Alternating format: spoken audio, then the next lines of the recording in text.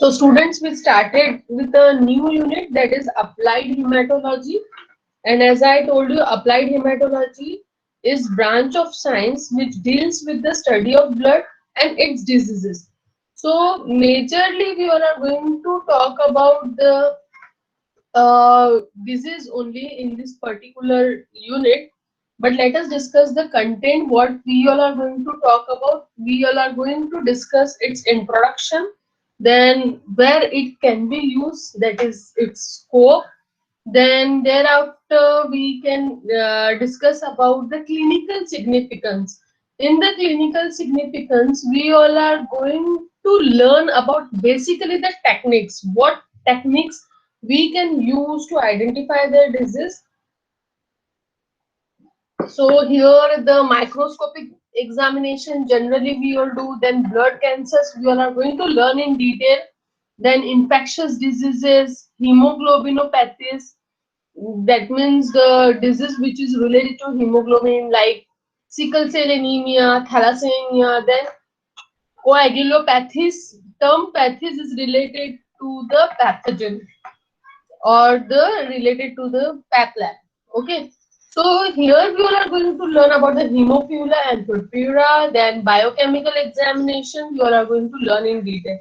So as we had already discussed its introduction, I told you that it is the science which deals with the study of blood and its diseases. So I told you in the last lecture also that we need to remember where it focused. So where it focused into the advanced hematology, then causes of the diseases, diagnosis of the diseases, treatment and prevention of the diseases which are related to blood. Because we are studying it under the hematology, so we will be focusing on the blood only. So I repeat, we all are going to remember that the applied hematology, it focus on the major scientific advances into the hematology, causes, diagnosis, treatment and prevention of the diseases which are related to the blood. Then what it involves? It involves the disease treatment which are affecting the production of blood and its component, its mechanism of coagulation, then like hemophilia, blood clot, bleeding disorder, and blood cancers. Then thereafter, we all had already discussed about its scope in the last lecture in detail.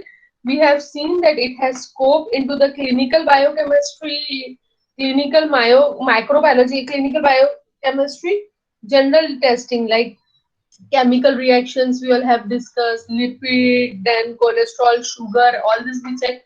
Then microbiology is related to the pathogen, then oncology related to the cancer, then forensic hematology means in the crime, how can we take help of the blood in the finding the suspect or the victim.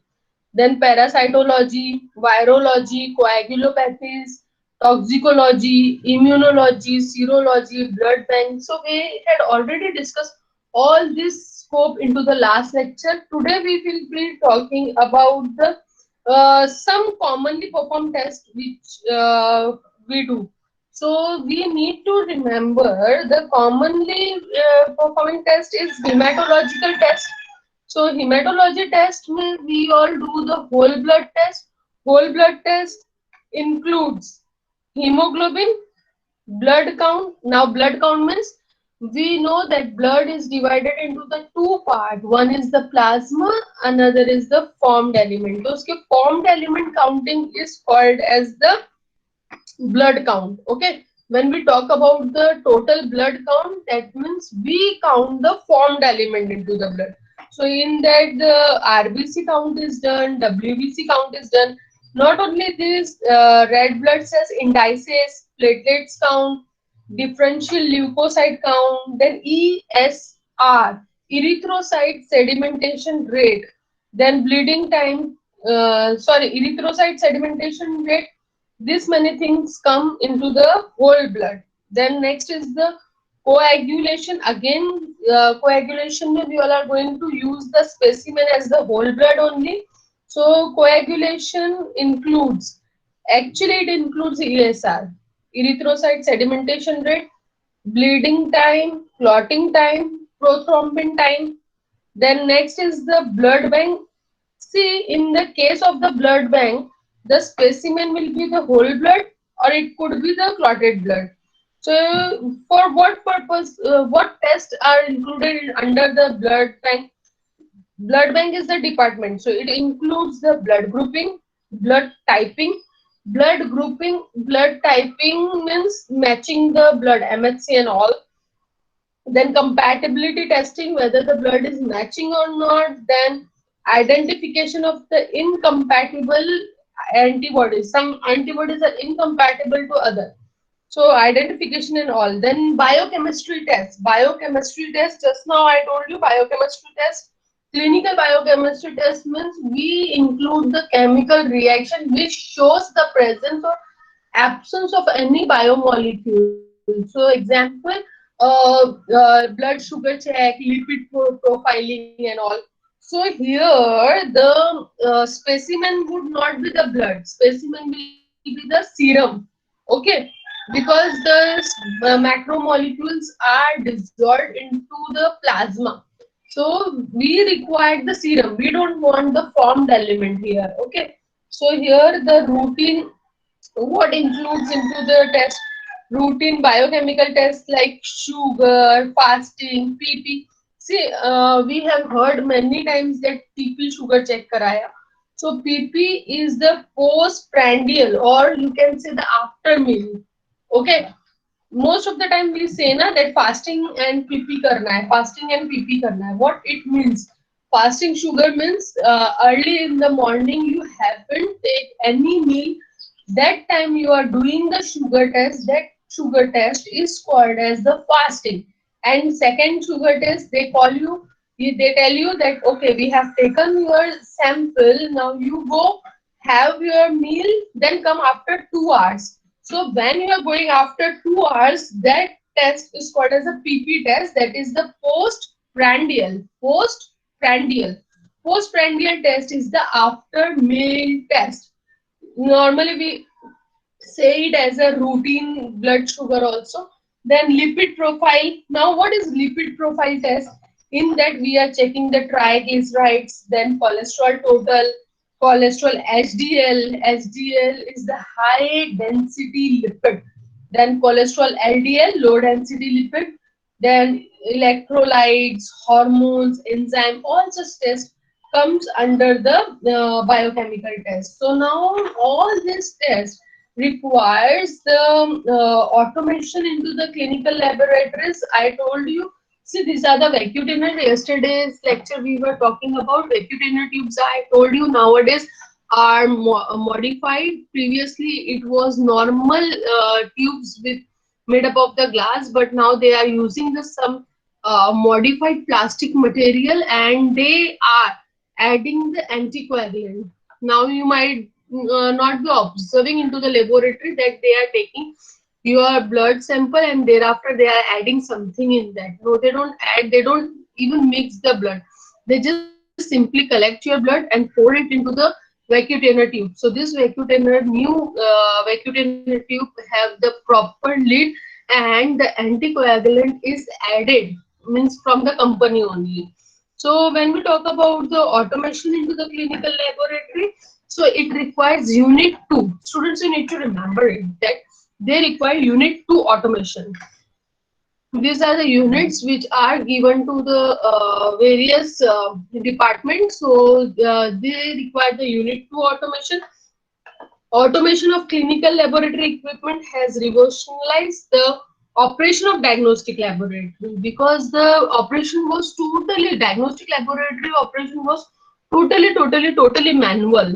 So now the because of the advancement into the scientific technology, definitely advancement, a lot advancement has come into the medical science. So when it comes to the medical science, definitely the root, or you can say the boon of the medical science is the diagnostic laboratory. Last lecture I told you that you have any problem, the doctor will not start your treatment until and unless the doctor will not ask you for diagnosis of that particular disease.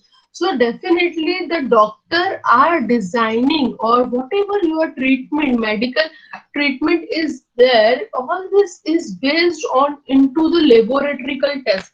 So definitely your all this test requires the laboratory. So there is a need of advancement into the medical laboratory also. So the change is especially apparent in the area of chemistry. Some laboratory components such as microbiology are semi-automated while others are still mostly manual. Because when we talk about the microbiology, so I told you in the last lecture, microbiology means the examination of microbes into the blood, right? So microbiology, some things are semi-automated, means they are still using the microscopic examination, and while others are still mostly manual. Some biochemical tests still manual they all are doing. The results of automated process are reliable, fast, and relatable. Okay, now see, the thing is, whatever thing manually we are doing, so it is not like that the procedure of manual things are wrong.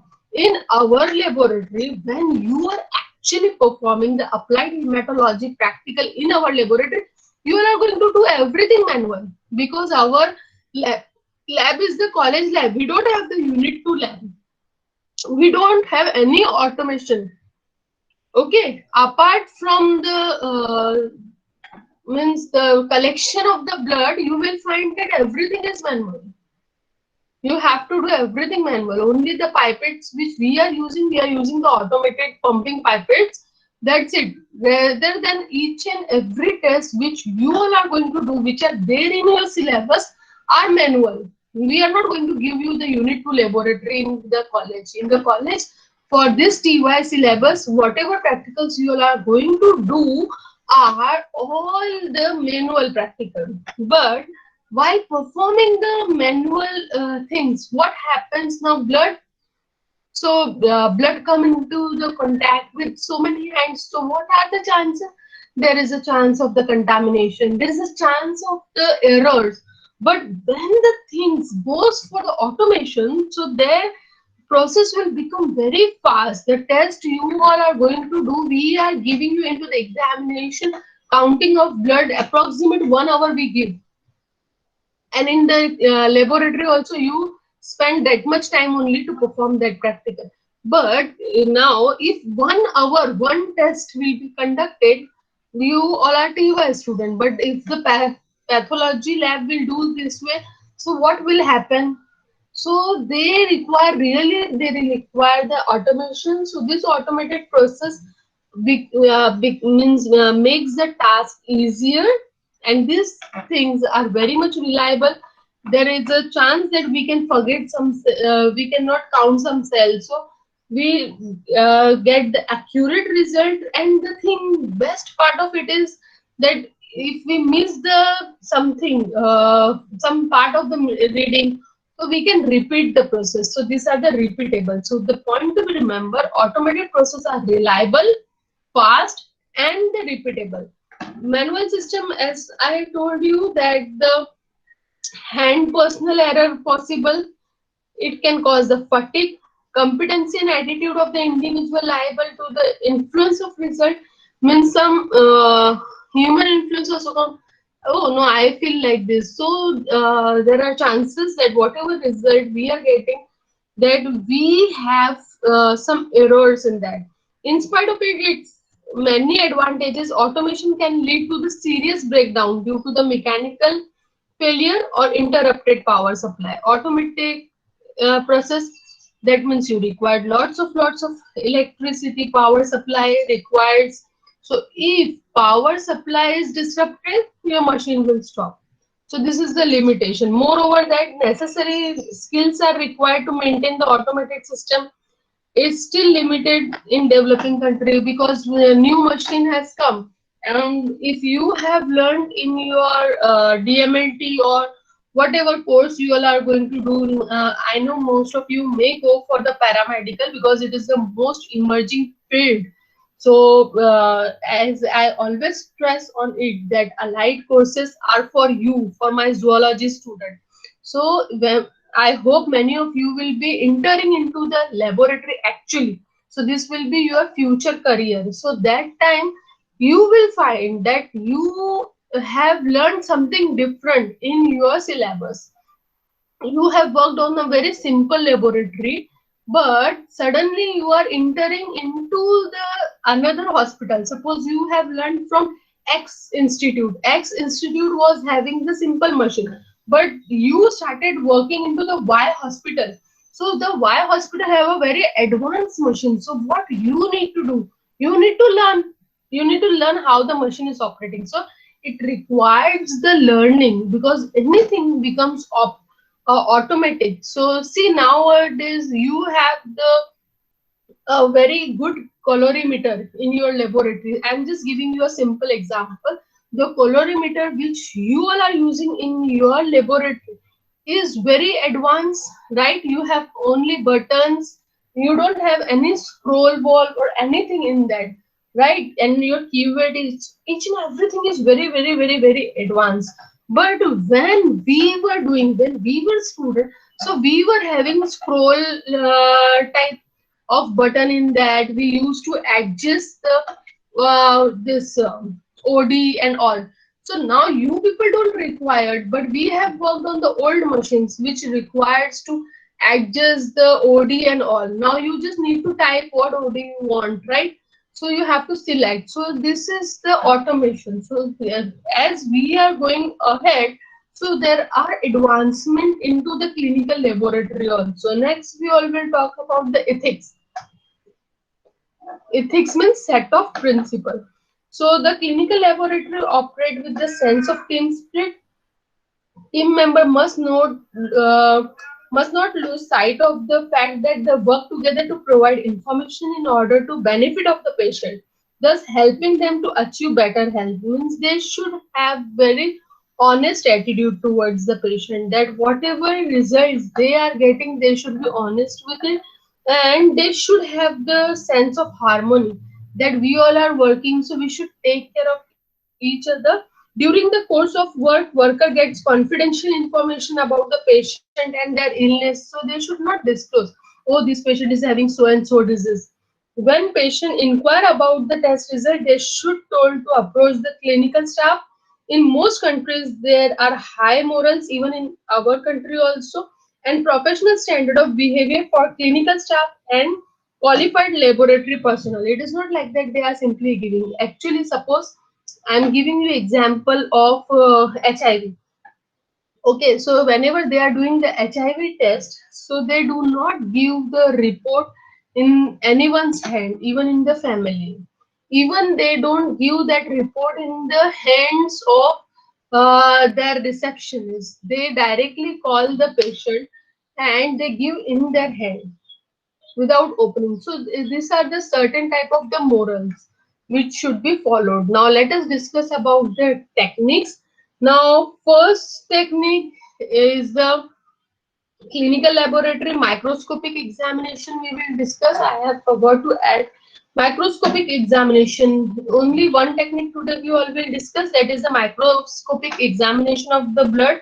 Now when we are going to do the microscopic examination, first thing we need to collect the blood. So how the blood is collected? So in the clinical laboratory, blood samples are collected by the phlebotomist. It is a technician for the blood collection in the collection area and submitted to the hematology laboratory. Means it is not like that the pathologist himself or herself will collect the blood. Yeah, if it is a personal lab of a person, so he is the owner of that lab. So he may collect himself. Like when we talk about the hospital, so there are phlebotomists which are collecting the blood. So you need to remember the name of technician. Technician, one who collects the blood, is called as phlebotomist. Phlebotomist.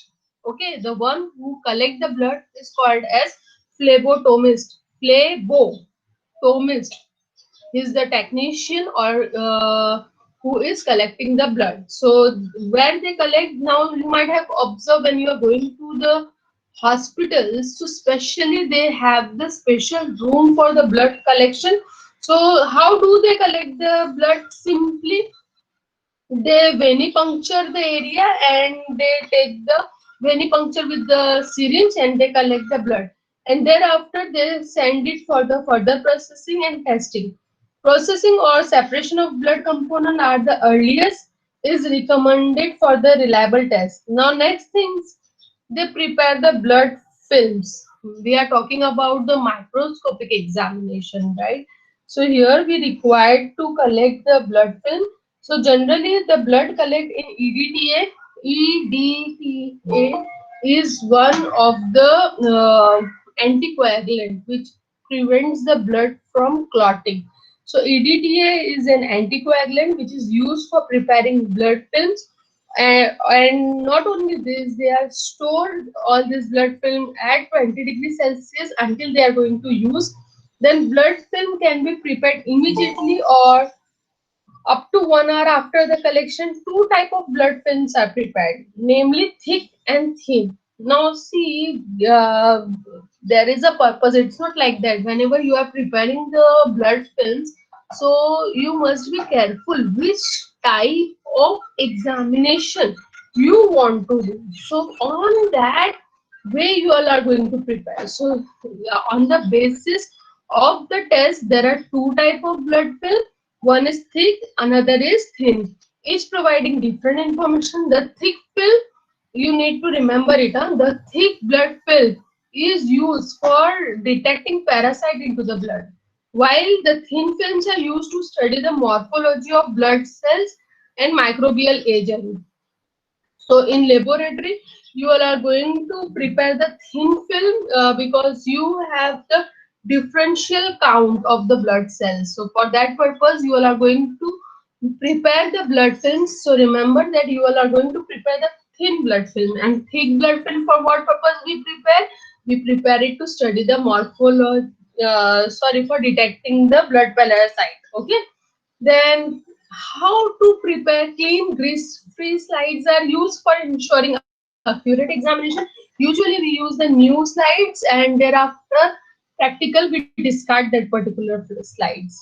You also remember this point that we discard it. Then microscopic examination of the blood smear is mainly for the investigation of differential WBC count, blood cancers, infectious disease, and not only this, the hemoglobinopathies. So for that all reasons, we all are going to prepare the blood film. So first diagnostic technique we all have learned. Next lecture we all are going to discuss about the blood cancer. For this note, for now, I will stop.